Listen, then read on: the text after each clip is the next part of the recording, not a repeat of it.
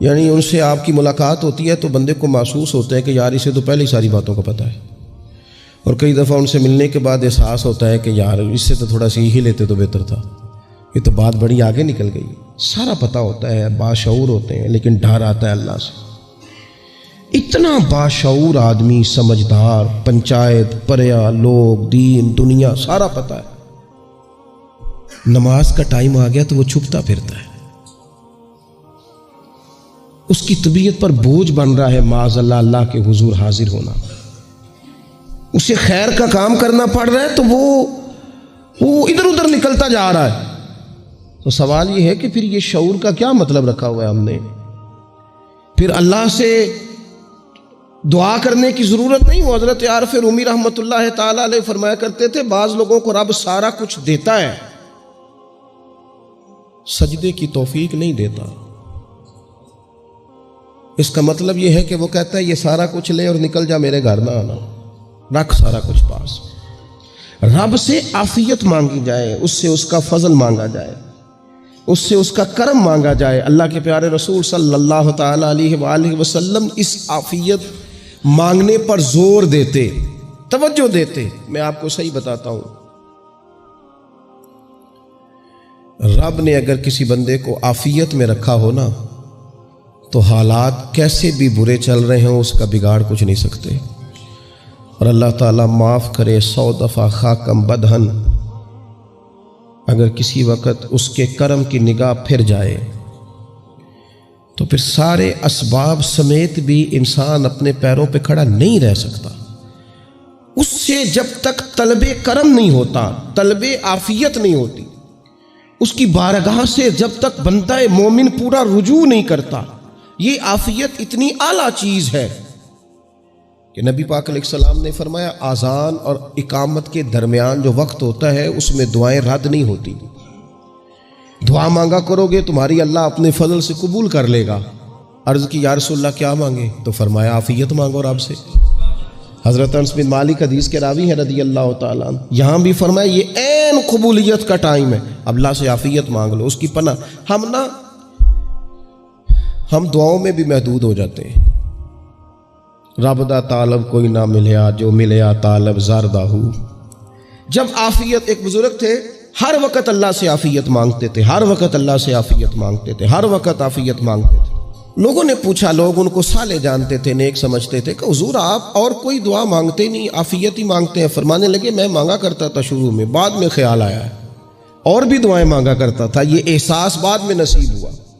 فرماتے میں مزدوری کرتا تھا، مال برداری کرتا تھا، ایک جگہ پہ ڈیوٹی کر رہا تھا تو تھک گیا، اور وہ جو کام لینے والے لوگ تھے ان کے رویہ بھی بڑا ترش تھا، تکلیف ہوئی۔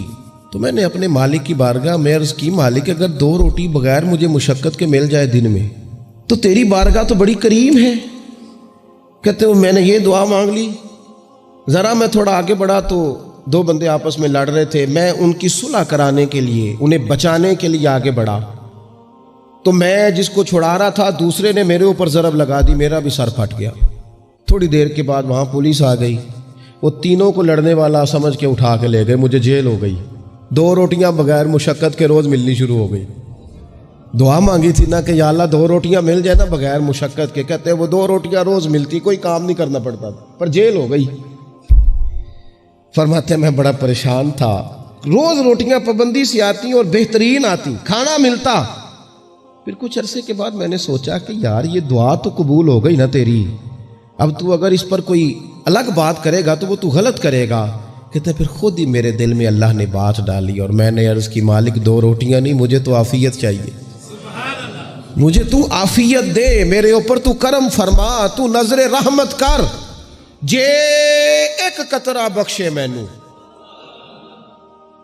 جے ایک قطرہ بخشے مینوں تے کام بن جاندا ہی میرا، مہربانی کر عافیت عطا کر۔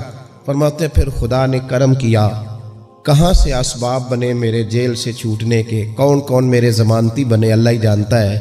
فرماتے ہیں دروازے بھی کھل گئے، رزق بھی ملتا ہے، صحت بھی میسر ہے، سجدہ بھی کر لیتا ہوں، سویرے تلاوت بھی کرتا ہوں، شام کو مدینے والے کی بارگاہ میں رج کے درود و سلام بھی عرض کرتا ہوں، میں ممکن ہوتا ہے تو کسی غریب کی داد رسی بھی کرتا ہوں۔ اب سمجھ آئی ہے ربنا آتنا فی الدنیا حسنۃ وفی الآخرۃ حسنۃ وقنا عذاب النار۔ اب سمجھ آئی ہے رب سے جب بھی مانگنا ہے عافیت ہی مانگنی ہے، اس سے کرم مانگ۔ ہم نے محدود دعائیں رکھی ہوئی ہیں، محدود، وہ جی فلانا کام میرا ہو جائے تو بھئی وہ ایک ہو گیا، اس کے بعد پھر نئی ٹینشن بن جائے گی۔ نہیں، میں جی بچوں کی شادی کر لوں جی پھر میں فارغ ہوں۔ آپ شادی کر کے دیکھیں، لاگو پتہ جائے گا کیسے فارغ ہوتے ہیں۔ آپ یہاں رکتے کیوں ہیں؟ آپ خدا سے عافیت کیوں نہیں طلب کرتے؟ اس کی بارگاہ سے وہ کیوں نہیں مانگتے کہ جو ایک قطرہ ملے تو دنیا اور آخرت کے سارے کام ہو جائے؟ اس سے اس کی رحمت کا سوال کرے، اس سے اس کے کرم کا سوال کرے۔ اللہ کی بارگاہ میں بھی حاضر ہونا اور جچی تلی اور جناب ناپ تول کر اور محدود چیزوں کا سوال کرنا، مالک سے مانگیں، اور وہ جب دیتا ہے تو دیتا بھی بے حساب ہی ہے۔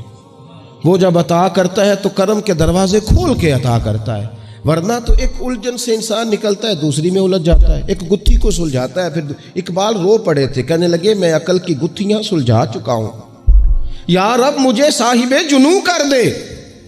اللہ یہ بڑا میں نے ہیر پھیر دیکھ لیا، مجھے دیوانہ بنا، اب مجھے جنون ہو، اب میں کسی کے لیے رویا کروں، اب میں کسی کی یاد میں تڑپا کروں، اب میں رات کسی کے لیے میری آنکھیں بیدار رہیں۔ یہ بڑی ہو گئی دنیا داری، عقل کی گتھی حالانکہ نہیں سلجھتی، پر اقبال کہتے ہیں عقل کی گتھیاں سلجھا چکا ہوں، یا رب مجھے صاحب جنوں کر دے۔ اور پھر کہنے لگے بجھی عشق کی آگ اندھیر ہے، اب یہ مسلمان نہیں، یہ خاک کا ڈھیر ہے، تو مٹی بن کے رہ گیا۔ کیا کہاں اپنی ساری توجہات کا قبلہ کس چیز کو؟ میرے عزیزو، اللہ سے عافیت۔ نبی پاک علیہ الصلوۃ والسلام نے ایک شخص سے پوچھا کیا دعا مانگ رہے ہو؟ تو اس نے کہا یا رسول اللہ میں اللہ کی بارگاہ میں صبر کا سوال کر رہا ہوں۔ تو حضور فرمانے لگے صبر تو مصیبت پر ہوتا ہے۔ یا رسول اللہ پھر کیا مانگوں؟ آپ ان جملوں اور لفظوں کی گہرائی کو سمجھیں، صبر کے لیے تو پہلے مصیبت آئے گی پھر صبر آئے گا۔ تو یا رسول اللہ کیا مانگوں؟ فرمایا تو رب سے عافیت مانگ۔ مانا کیا ہے؟ مصیبت آئے کیوں؟ اللہ تجھے اپنی حفاظت کے حصار میں لے لے، وہ وقت ہی کیوں آئے کہ جب تیری طبیعت الجھ جائے، جب تو پریشان ہو جائے، جب تو تو اللہ سے عافیت مانگنا۔ جب تو عافیت مانگے گا تو اگر کبھی مشکل آئے گی بھی نا تو خدا پھر اپنے فضل سے مشکل سے نکلنے میں رستہ بھی بڑی جلدی عطا فرمائے گا اور تیرے اوپر فضل فرمائے گا اگر عافیت۔ ہارون رشید نا اپنے محل کی چھت پہ ٹہل رہا تھا، سب سے اوپر والے چوارے پر، نیچے سے حضرت بہلول دانا گزر رہے تھے، اوپر اس کے ساتھ سپاہی بھی تھے، گن مین بھی تھے۔ اس نے کہا یہ بابا تو ذرا اوپر اٹھاؤ۔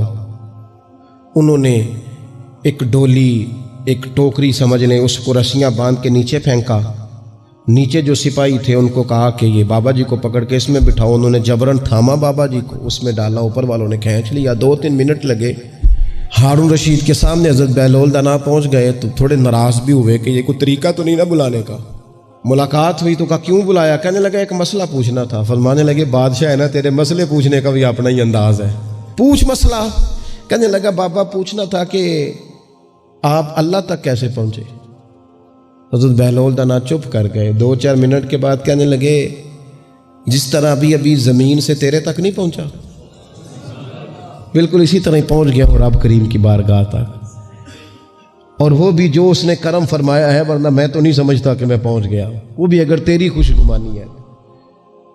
ہارون رشید کہنے لگا مجھے سمجھ نہیں آئی۔ فرمانے لگے تو بادشاہ جو ہے اتنی جلدی کیسے سمجھ میں آئے گی تجھے بات؟ فرمانے لگے اگر میں تجھ سے ملنا چاہتا نا تو میں ایک درخواست لکھتا، پھر کسی وزیر سے سفارشی سائن کراتا، پھر وہ جمع کراتا، پھر مجھے ٹائم ملتا کہ فلاں دن فلاں تاریخ فلاں ٹائم آ جانا، پھر آ کے میں لائن میں لگتا، پھر بھی تو بادشاہ ہے، تیرا موڈ بنتا ملنے کا کہ نہ بنتا۔ جب میں چاہتا تو پتہ نہیں کتنا ٹائم لگ جاتا، جب تو نے چاہا ہے نا تو 1 منٹ بھی نہیں لگا۔ فرمانے لگے میں نے دعویٰ ہی نہیں کیا کہ میں جد و جہد کر کے پہنچوں گا، میں نے تو رب کی بارگاہ میں عاجزی کی ہے، پھر رب نے ہی کرم فرمایا ہے، اسی نے مہربانی کی ہے۔ مانا کہ محبت کے سفر میں ہر گام پہ 100 مشکل ہے، لیکن یہ سفر آسان بھی ہے اگر ساتھ تمہارا ہو جائے۔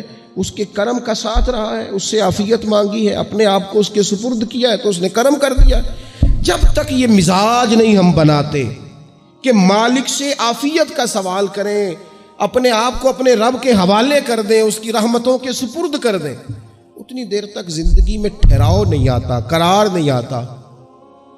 مشکات میں موجود ہے، اللہ کے پیارے رسول صلی اللہ تعالیٰ علیہ وسلم تیمارداری کے لیے گئے تو صحابہ کرام فرماتے ہیں وہ بندہ نا اتنا پتلا نحیف اور لاغر ہو گیا تھا جس طرح چڑیا کا بچہ ہوتا ہے، کمزوری ضعف طاری تھا۔ تو محبوب کریم نے اسے دیکھا تو بڑے کریمانہ انداز میں کریم فرمانے لگے، تو کوئی دعا نہیں مانگتا، تو عافیت نہیں مانگتا اللہ سے؟ عرض کی یا رسول اللہ صلی اللہ تعالیٰ علیہ وسلم، میں نے اپنے رب کی بارگاہ میں عرض کی ہے مالک قیامت کا عذاب بڑا سخت ہے، میں نہیں برداشت کر سکتا، تو نے اگر مجھے کوئی سزا دینی ہے تو یہیں دے لے، قیامت کو نہ دینا۔ تو کہتے ہیں محبوب فرمانے لگے سبحان اللہ، او خدا کے بندے تو رب کی سزا دنیا میں بھی نہیں سہ سکتا، اللہ سے یہ بھی سوال نہ کر، تو رب سے کہہ ربنا آتنا فی الدنیا حسنۃ وفی الآخرۃ حسنۃ وقنا عذاب النار۔ تو رب سے دنیا میں بھی حسنہ مانگ، بھلائی مانگ، تو آخرت کے لیے بھی بھلائی مانگ، تو اس سے عافیت کا سوال کر۔ تو نے یہ سوال کیوں کیا؟ عرض کی یا رسول اللہ کرم ہو گیا ہے، مجھے سمجھ آ گئی ہے، اب میں اسی طرح ہی کروں گا۔ عزیز دوستو، ہم کہاں سہ سکتے ہیں؟ ہم دنیا میں رب کی سزا ہم نہیں سہ سکتے، ہم کمزور ہیں، تو گرمی نہیں سہ سکتے، شدید سردی نہیں سہ سکتے، شدت کی بھوک لوگ نہیں سہ سکتے، کوئی آزمائش نہیں سہ سکتے۔ وہ جو لوگ بعض اوقات کہہ دیتے ہیں نا جی فلاں چیز ہمارے اعمال کا نتیجہ ہے، تو میں کیا کرتا ہوں، نہ کو یار، ہم تو یہ بھی نہیں سہ سکتے، ہم کہاں برداشت کر سکتے ہیں، ہمیں تو وہ معاف ہی فرمائے، ہم حساب والے ہے ہی نہیں، ہم تو صرف معافی والے ہیں۔ ہم سے نہ حساب پوچھے، اس نے حساب پوچھا تو پھر تو بڑی مشکل ہو جائے گی، اگر اس نے حساب پوچھا تو بڑی رسوائی ہو جائے گی، اگر حساب پوچھا تو مشکلات سامنے دکھائی دینے لگ جائیں گی۔ ہم سے تو وہ درگزر والا معاملہ کرے، ہم سے تو وہ کہے جا میں نے محبوب کے صدقے تجھے معاف